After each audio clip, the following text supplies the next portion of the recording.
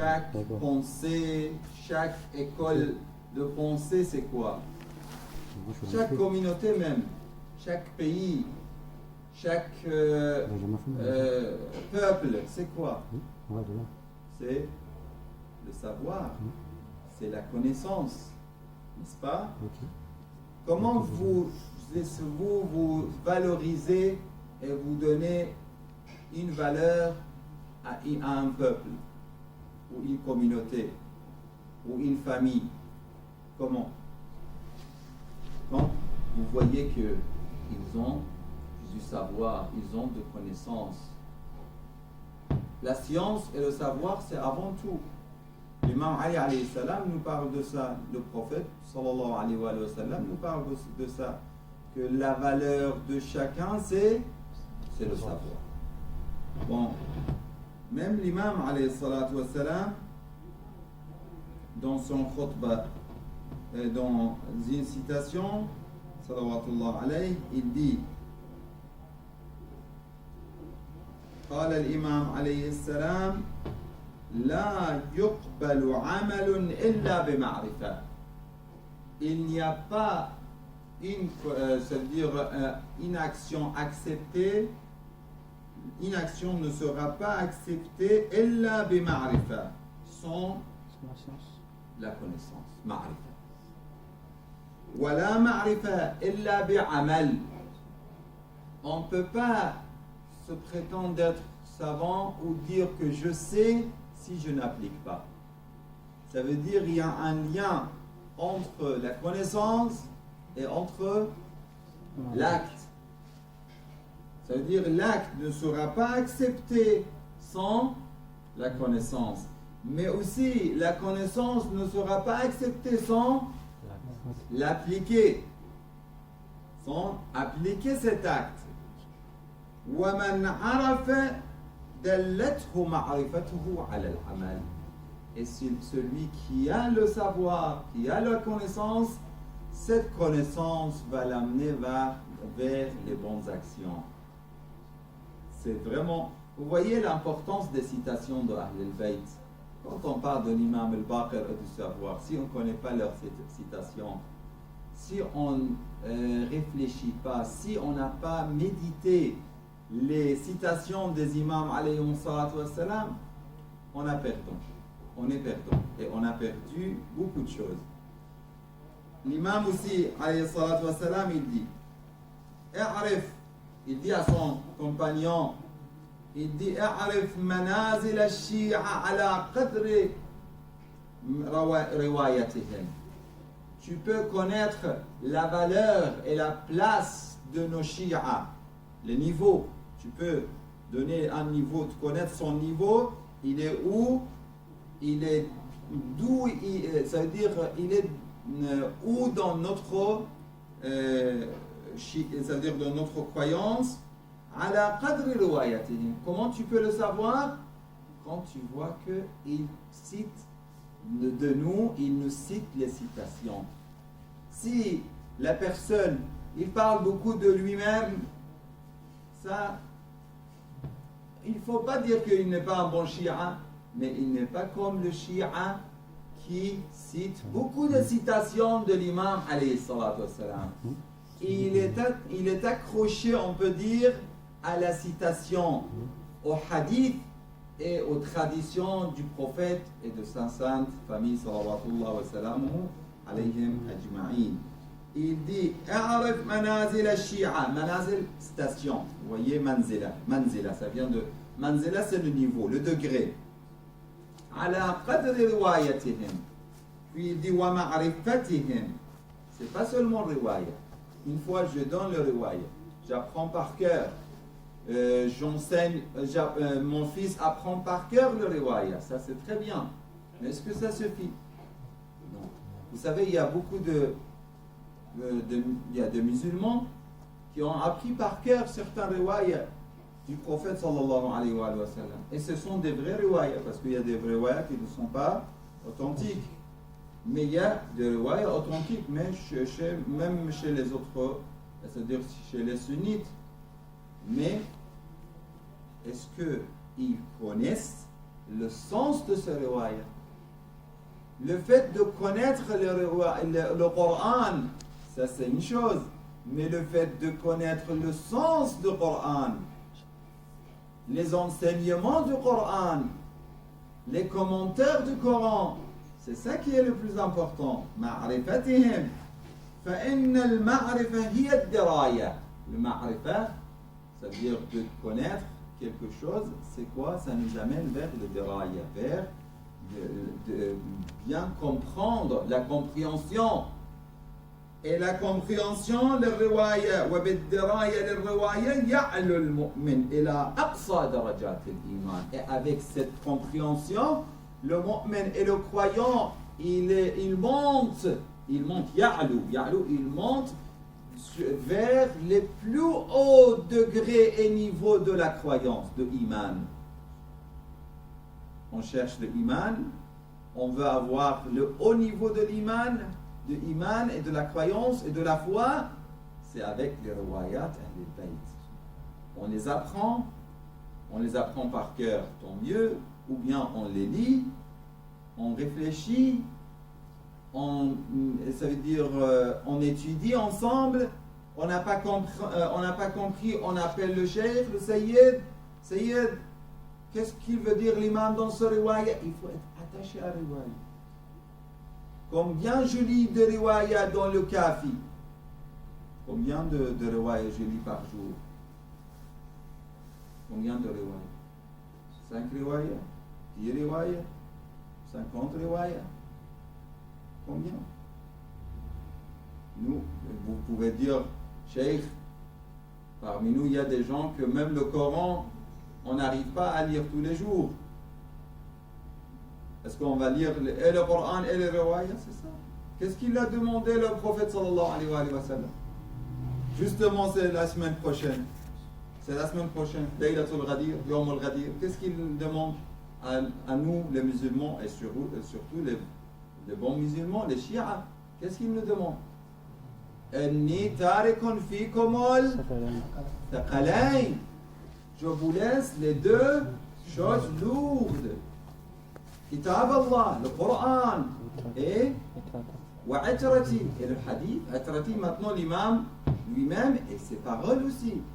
Les paroles de l'imam. Je dois être attaché à l'imam dans ses actions, dans ses histoires. Qu'est-ce qu'il a fait l'imam? Qu'est-ce qu'il faisait l'imam? Qu'est-ce qu'il nous demande l'imam? Et c'est pour ça, je reviens ici à la citation avec laquelle j'ai commencé le majlis. L'imam, il dit, salawatullah wa salamu alayhi, ashaddul a'mali thalatha. Maintenant, les recommandations et les commandements de l'imam al-Baqir. Je dis, je suis chi'a de l'imam al-Baqir, je pleure pour l'imam al-Baqir, je suis l'imam al-Baqir, mais je dois suivre l'imam al-Baqir dans ses actions et ses commandements aussi. Je dois appliquer ses commandements. Il dit ashaddul a'mali thalatha.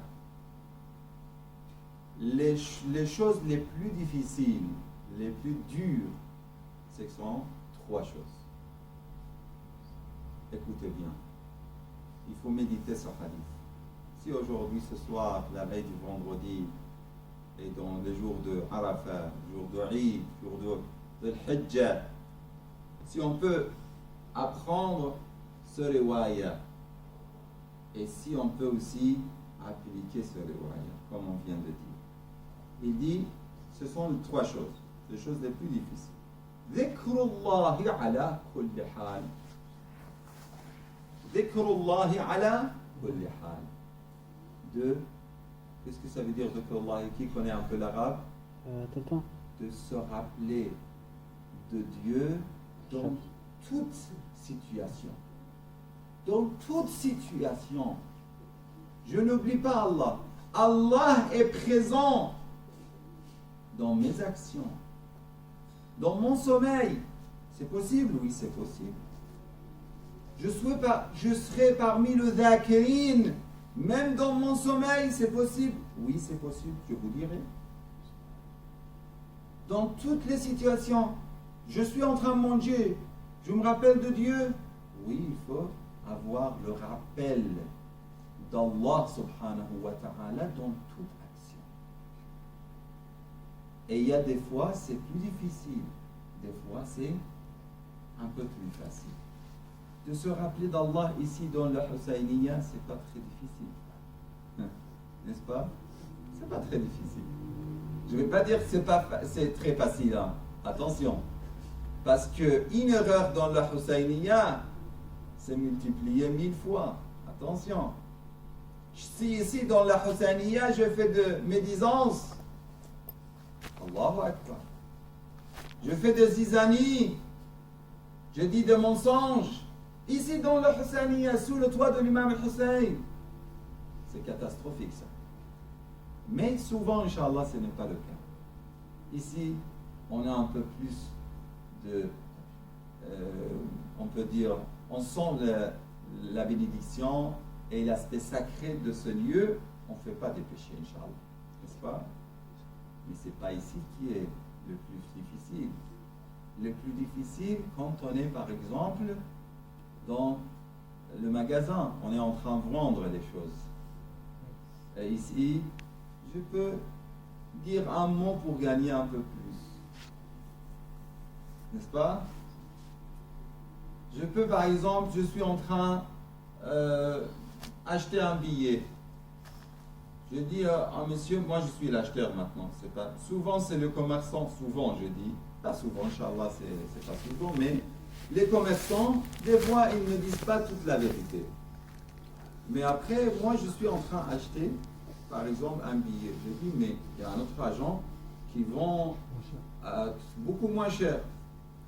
Combien? Je dis n'importe quoi. Je donne un prix qui n'est pas exact.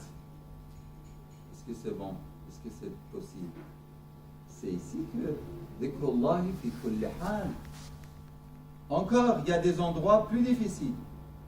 Quand je suis énervé. Ça, c'est le plus difficile. Shaitan, il est là. Quand je suis énervé, ça, c'est très difficile. C'est dhikrullah. Est-ce que tu me rappelles d'Allah? Pourquoi je suis énervé? Pour quelle raison? J'ai raison ou j'ai pas raison?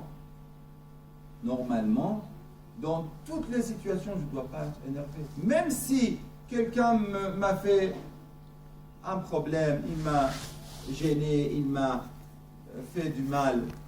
D'accord? Pourquoi être énervé? Pourquoi être en colère? Des fois, être en colère pour Allah, c'est autre chose, mais pas énervé. D'être en colère pour Allah, c'est bien. Pour la religion, c'est bien. Quand je vois mon fils, il est en train de mentir, je suis en colère, je dis, mais tranquillement, ça ne sert à rien de te frapper, de faire du mal. Non, de parler, de faire, de blâmer, de lui montrer que je ne suis pas content. Ça, c'est important. Et ainsi de suite. Dans beaucoup de situations, c'est difficile. Quand je suis énervé, qu'est-ce que je fais? Je m'assois. Si je suis debout, je m'assois. Surtout avec les épouses, Inch'Allah, vous allez... Certains peut-être ils sont déjà mariés. Hajj, bien sûr, il est marié. Et c'est bon, c'est... Alhamdulillah, Allah subhanahu wa ta'ala, il a accompli sa religion. Mais pour les autres, les jeunes, Inch'Allah, si vous n'êtes pas encore marié, qu'Allah subhanahu wa ta'ala, grâce à ce soir, il vous donne des bonnes épouses, Inch'Allah. Si on est marié et après on est en colère, on est énervé. On s'énerve des fois, ça peut arriver. Qu'est-ce que je dois faire? Si elle a dit quelque chose qui m'a vraiment énervé, je m'assois. Si je suis debout. Si je suis assis, oui, ou que je pars, je fais l'ablution. Je fais l'ablution. Je lave mon visage, je bois de l'eau. Et je dis la hawla wa la quwwata illa billah. La hawla wa la quwwata illa billah. C'est que Dieu qui a toute la puissance. Nous, on est faibles. Moi, avec ma force, je vais maintenant montrer ma force à mon épouse. Je la considère faible. Je vais commencer à crier, ou encore pire pour certains, peut-être faire plus que ça. Ça, c'est contre Allah subhanahu wa ta'ala. Et la même chose pour la question de si on est par exemple dans un lieu avec une femme étrangère. Ici aussi c'est difficile. Ici je dois me rappeler d'Allah subhanahu wa ta'ala. Vous connaissez l'histoire de Mirdamad peut-être. Il y a un sayyid qui s'appelait Mirdamad, un alim, un savant. Il était jeune et il était dans la Hawza. Dans la Hawza, il y a des endroits, des chambres, des petites chambres pour les tullab, pour les étudiants de Hawza. À l'époque, c'était à Isfahan. Et là-bas, il était seul, c'était le congé, c'était l'été, tout le monde était parti, sauf cet étudiant. Ou peut-être non, ce n'était pas l'été, ou ce n'était pas l'été parce qu'il faisait froid à l'époque, mais c'était un congé. Il y a de temps en temps, peut-être c'était le mois béni de Ramadan, ou c'était Muharram, mais en hiver, et pas en été. Et vous savez, le tullab, il sort, il ne reste pas dans la Hawza pendant les deux événements. Ramadan, le mois béni de Ramadan, et le mois de Muharram. Mais lui, il n'était pas parti, il était resté, il était dans sa chambre, et il y avait le couvre-feu. C'était vous savez, à l'époque surtout, c'était très, très dangereux de marcher malgré le couvre-feu. La fille et la princesse, la fille du roi de l'époque, à Isfahan, elle était sortie chez une de ses amies, et c'est quand ils ont annoncé le couvre-feu, elle a pris le chemin, mais après elle a eu peur de continuer et avoir des problèmes pendant la nuit. Qu'est-ce qu'elle voulait faire? Qu'est-ce qu'elle a fait? Elle est sortie, elle a cherché dans c'est-à-dire l'entourage où elle peut se réfugier. Dans les maisons, les familles, elle n'était pas rassurée. Elle a vu qu'ici il y a un Hawza. Hawza, ça veut dire, vous savez, Hawza, c'est le lieu de l'apprentissage de la religion pour les cheikhs. Ça veut dire l'université, on peut dire, une sorte, pour les imams, les cheikhs. Elle a dit que, mais normalement, un cheikh, ici, les cheikhs on peut avoir plus de confiance, et elle est partie dans le Hawza. Elle a vu qu'il y avait une seule chambre qui était allumée, et le reste était éteint. C'était la chambre de qui? De Mirdamad. Elle a frappé la porte.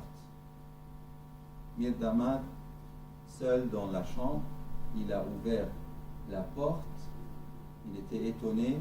Une fille, une très belle fille, la fille du roi, peut-être elle avait caché, mais ça se voit, ou dans les yeux, ou d'une façon, de toute façon, il a su, c'est une belle fille devant lui.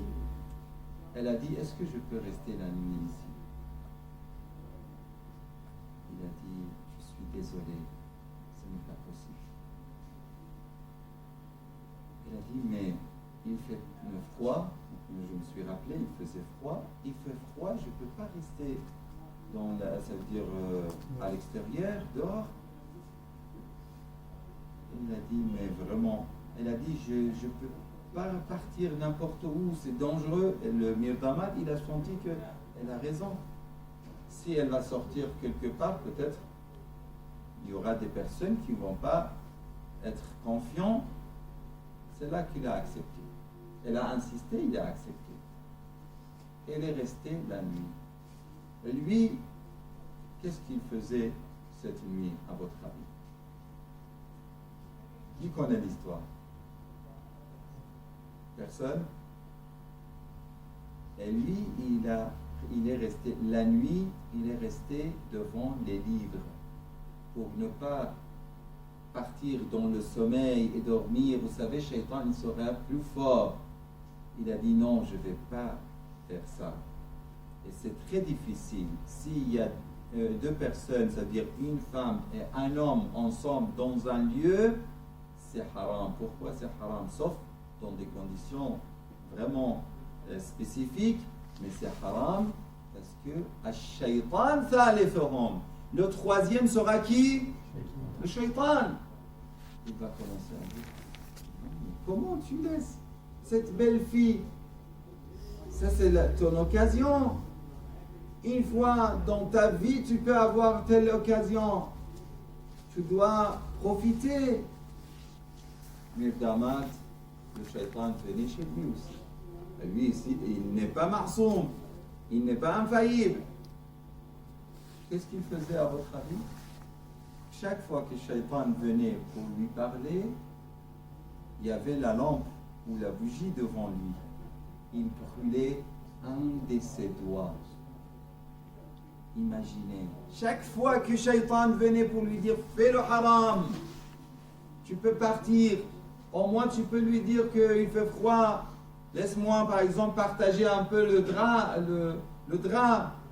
C'est possible ou non? Shaitan il commence à dire des choses. Il ne va pas dire fais le péché directement, il va dire commence à faire telle et telle chose, les introductions du péché. C'est ça qui est le plus dur pour le shaitan. S'il arrive à nous convaincre, c'est fini. Si on commence le début de péché, on peut partir jusqu'au bout. Et ça, c'est dangereux. Et lui, jusqu'au matin, il a brûlé les 10 doigts. Les 10 doigts étaient brûlés. Et le matin arrive, elle se réveille, elle part. Elle arrive chez son père. Son père, le roi, a dit « T'étais où? Toute la nuit, on a cherché partout pour te trouver. » Elle a dit « J'étais dans le hawza. » « Dans le hawza?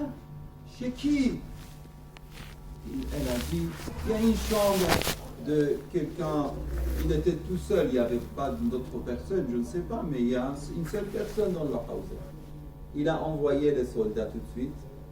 Ils ont ramené le Cheikh Mirdama, ça y est. Il a dit, qu'est-ce que tu as fait avec ma fille? Il a dit, comment rien?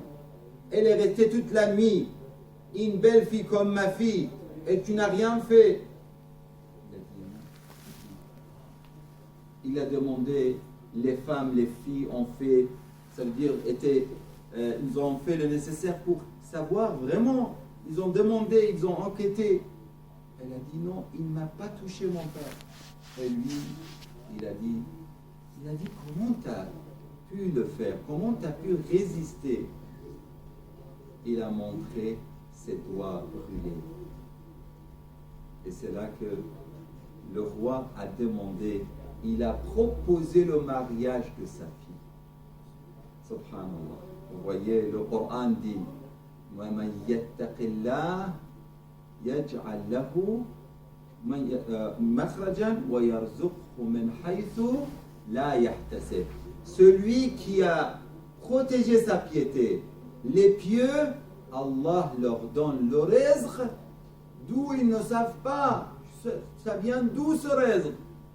Cet argent j'ai laissé et je n'ai pas touché.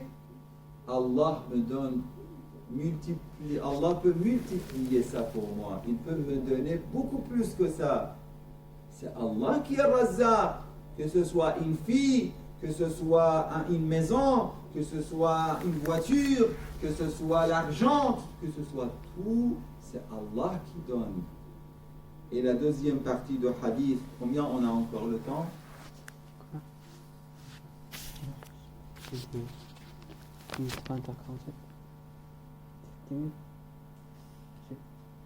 Bah, 15 minutes. 15 minutes encore. Dans la deuxième partie de ce hadith, l'imam dit وَإِنصَافُكَ النَّاسِ مِنْ نَفْسِكَ وَإِنصَافُكَ النَّاسِ مِنْ نَفْسِكَ. Ça veut dire d'être juste avec les autres comme tu veux que les autres soient justes avec toi. Tu te mets toujours à la place des autres. Tu ne peux pas dire que oui, moi, alhamdulillah, je suis comme ça, j'aime ça, je fais ça. Non, ça ne sert à rien.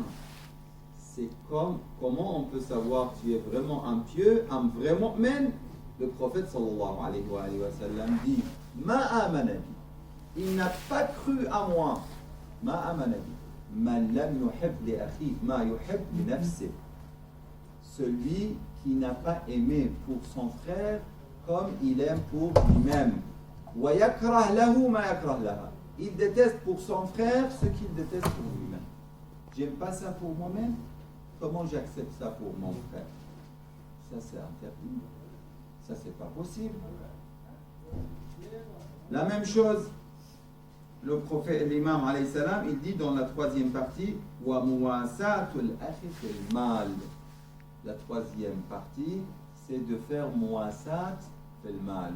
Qu'est-ce que ça veut dire? De consoler mes frères avec l'argent. Je respecte mon frère, j'aime mon frère, vous êtes mes frères mu'minin. Je sais que, par exemple, tel frère, il a besoin d'aide. C'est facile, on dit il faut aider, il faut.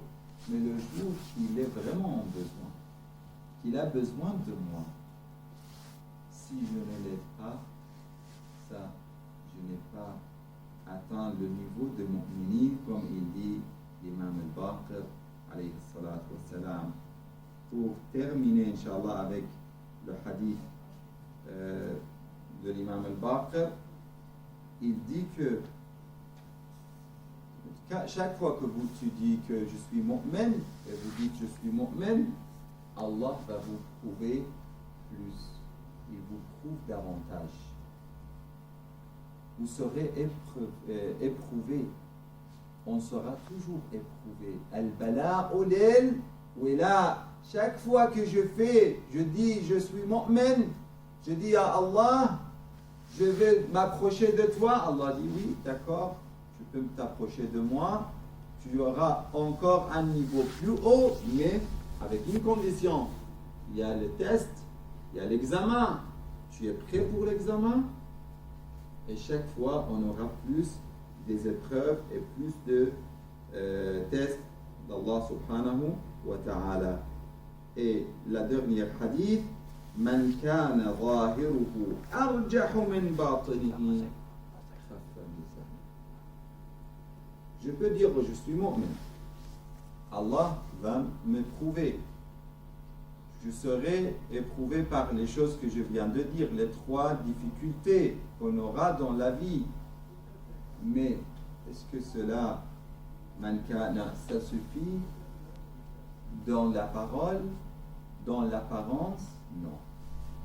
Si je montre que je suis pieux et je suis mu'min, l'apparence, c'est l'apparence de mu'min. Mais à l'intérieur, je ne suis pas pareil. À l'intérieur, c'est beaucoup moins que ça. L'imam dit, celui que son apparence est meilleure que son intérieur, écoutez bien, ça c'est un hadith important. Son apparence est meilleure que son intérieur, on parle de l'apparence spirituelle, pas matérielle. Min batinihi khaffa mizano. Sa balance sera légère le jour de jugement. Il ne va pas avoir la balance lourde de mu'minin. Pourquoi? Parce qu'il a montré plus qu'il a comme piété et comme croyance dans son cœur. C'est le contraire. Il faut toujours penser que Allahumma ja'alni afdala mimma yadhunnun. Je dois avoir à l'intérieur l'apparence, ça veut dire la croyance et la foi à l'intérieur doit être plus fort que mon apparence. C'est-à-dire, excusez-moi, désolé, la croyance de l'intérieur, la foi de l'intérieur doit être beaucoup plus fort que la foi et la croyance de l'apparence de l'extérieur. Inch'Allah ta'ala. Si on a cela, on a appliqué le hadith de l'imam. Parce que hasanatun tu'jibuk. Si tu as fait une bonne action, mais tu es orgueilleux, tu dis alhamdulillah, j'ai fait les amal de Arafat, j'ai jeûné le jour de Arafat, je fais toutes les actions, je fais les prières, je fais ça, je fais l'autre. et après, tu penses, tu es orgueilleux, tu commences à penser que tu as fait une grande chose. Hasanatun tu'jibuk, aswa ou sayyi'atun tasu'uk. Ça veut dire si tu fais un péché ou tu laisses une recommandation, tu fais quelque chose qui est déconseillé ou même un péché, mais après tu regrettes, tu te repens, tu demandes le pardon d'Allah. Vous voyez, ça c'est mieux que une bonne action, mais après qui t'amène vers l'orgueil. Ah, moi je suis mu'min, moi je suis le croyant, moi je suis le pieux. Et les autres, ils sont très loin d'Allah, c'est moi le plus proche d'Allah. Ça c'est très grave. Ça c'est d'avoir l'orgueil dans ce genre de choses, c'est grave. Allahumma salli ala Muhammad wa ali Muhammad. Nous allons faire, Inch'Allah, ziyarat l'imam al-Baqir alayhi salam.